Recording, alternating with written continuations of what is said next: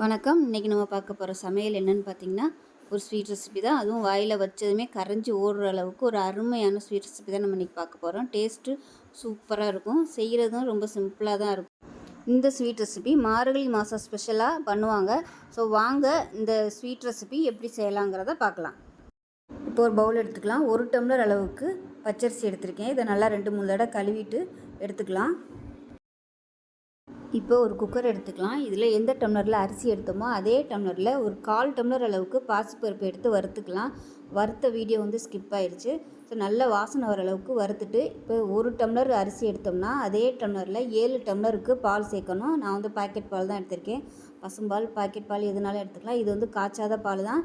7 டம்ளருக்கு 5 டம்ளர் பால் சேர்த்துக்கலாம். தண்ணி ஊற்றக்கூடாது. இது ஃபுல் அண்ட் ஃபுல் பால்லே தான் வேகணும். இப்போ 5 டம்ளருக்கு பால் சேர்த்துக்கலாம். இதோட ஒரு ஏலக்காயை நல்லா தட்டிட்டு சேர்த்துக்கலாம். இப்போ ஒரு ஏலக்காயும் சேர்த்துட்டு நம்ம கழுவி வச்சுருக்க இந்த பச்சரிசியும் சேர்த்துடலாம்.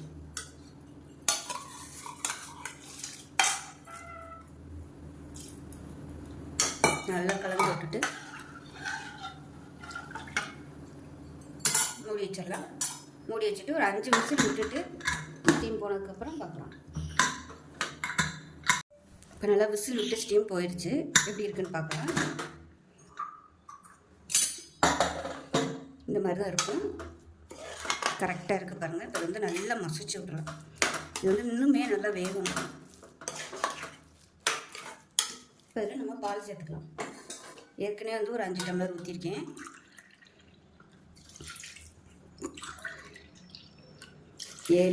நான் 1 டம்ளர் எக்ஸ்ட்ராவே ஊற்றுறேன். பால் எந்த அளவுக்கு சேர்க்குறோமோ அந்தளவுக்கு நல்லாயிருக்கும். அதே போல் இது பொங்கல் மாதிரி நம்ம நார்மல் பொங்கல் செய்கிற மாதிரி அதை கெட்டியாக இருக்கக்கூடாது. கொஞ்சம் அப்படியே தளர்வாக இருந்தால் தான் நல்லாயிருக்கும். அதனால் இன்னும் கொஞ்சம் நல்லா வேகட்டும். மீடியமாக வச்சுக்கோங்க. பால் சேர்த்துறதுனால அடி பிடிக்கும். இது நல்லா குழஞ்சி வந்ததுக்கப்புறமா நம்ம சர்க்கரை சேர்த்துக்கலாம். சர்க்கரையுமே பார்த்திங்கன்னா 1 டம்ளருக்கு 3 பங்கு சர்க்கரை சேர்க்கணும். நார்மல் பொங்கலை விட இதில் சுகர் கொஞ்சம் அதிகமாக இருந்தால் தான் நல்லாயிருக்கும். தித்திப்பாக இருக்கணும். எல்லாமே இதில் அதிகமாக இருக்கணும். அதுதான் அதுக்குள்ள வித்தியாசம். நல்லா மசிலிட்டு மீடியமான ஃப்ளேமில் நல்லா அப்படியே குழஞ்சி வரணும்.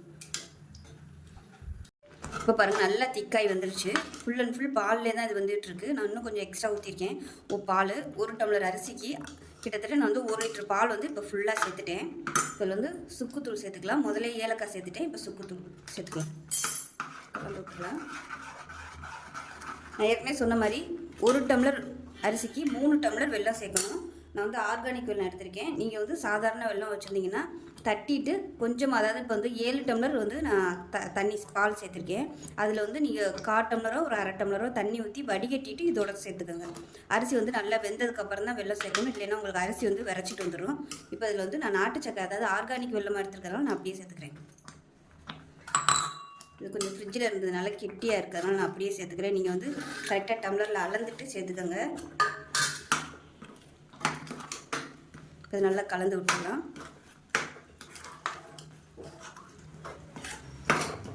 சூப்பராக இருக்குது பாருங்கள். நல்லா அப்படியே இந்த அளவுக்கு இருக்கணும். மேஷ் இருந்துச்சுன்னா நீங்கள் கிண்டையிலே நல்லா அப்படியே மசிச்சு விட்டிங்கன்னா சூப்பராக இருக்கும். நான் இந்த ஆர்கானிக் வெல்லம் எடுத்ததுனால கலர் இந்த அளவுக்கு தான் கொஞ்சம் ஒரு மாதிரி ப்ரௌன் கலரில் வரும். நீங்கள் நல்ல வெல்லம் எடுத்திங்கன்னா இந்த அதிரசத்துக்கெலாம் போடுவாங்களா பாகுகள், அந்த வெல்லம் எடுத்திங்கன்னா உங்களுக்கு கலர் நல்லா சூப்பராக வரும். வெல்லம் சேர்த்துட்டு மீடியமான ஃப்ளேமில் நல்லா கரையிற வரைக்கும் கொதிக்க விட்டுக்கலாம். ரொம்ப ஹை ஃப்ளேமில் வைக்க வேணாம். மீடியமான ஃப்ளேமில் நல்லா கரைய விட்டு எடுத்துக்கலாம்.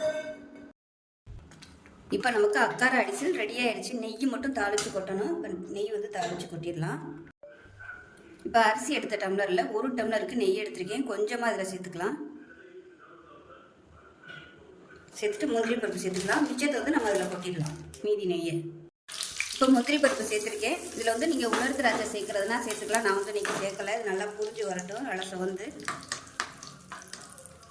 இப்போ நல்லா செவக்க ஆரம்பிச்சிருச்சு. தனியாக இருக்கட்டும். இது நம்ம லாஸ்ட்டாக சேர்த்துக்கலாம்.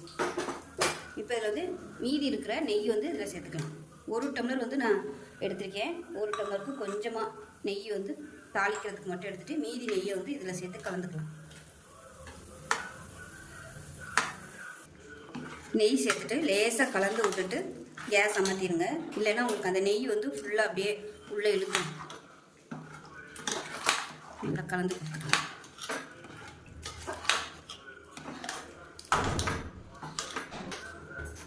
இப்போ எல்லாமே நல்லா கலந்துட்டேன். இப்போ லாஸ்ட்டாக நம்ம வந்து தாளித்து வச்சுருக்கிற இந்த முந்திரி பருப்பை சேர்த்துக்கலாம். இது வந்து கொஞ்சம் கார்னிஷ்க்கு மட்டும் நான் வச்சுக்கிறேன்.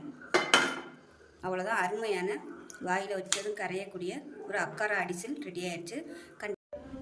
இப்போ பாருங்கள், அருமையான அக்காரா அடிசில் சூப்பராக ரெடி ஆகிடுச்சு. வருங்க, தலை தலைன்னு இந்த அளவுக்கு வச்சுக்கணும், ரொம்ப கெட்டியெல்லாம் இருக்கக்கூடாது. இந்த மாதிரி இருந்துச்சுன்னா அப்படியே கரைஞ்சி ஓடிடும் வாயில்.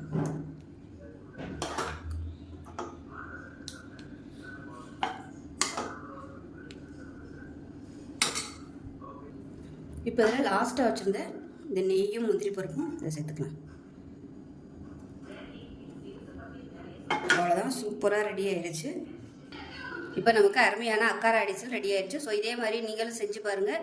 இது வந்து மார்கழி மாத பிரசாதமாகவும் செய்யலாம். ஏதாவது ஸ்வீட் பண்ணணும்னு நினச்சிங்கன்னா கூட இது நீங்கள் பண்ணலாம். ரொம்ப ட்ரெடிஷ்னலாக இருக்கும், டேஸ்ட் நல்லா சூப்பராக இருக்கும். பொங்கலை விட இது கொஞ்சம் வித்தியாசமாக இருக்கும். செஞ்சு பாருங்கள். செஞ்சு பார்த்துட்டு எப்படி வந்துச்சுங்கிறத சொல்லுங்கள். வீடியோ பிடிச்சிச்சுன்னா லைக் பண்ணுங்கள், கமெண்ட் பண்ணுங்கள், சேனலை சப்ஸ்கிரைப் பண்ணுங்கள், பக்கத்தில் உள்ள பெல் பட்டனை ப்ரெஸ் பண்ணுங்கள். நன்றி.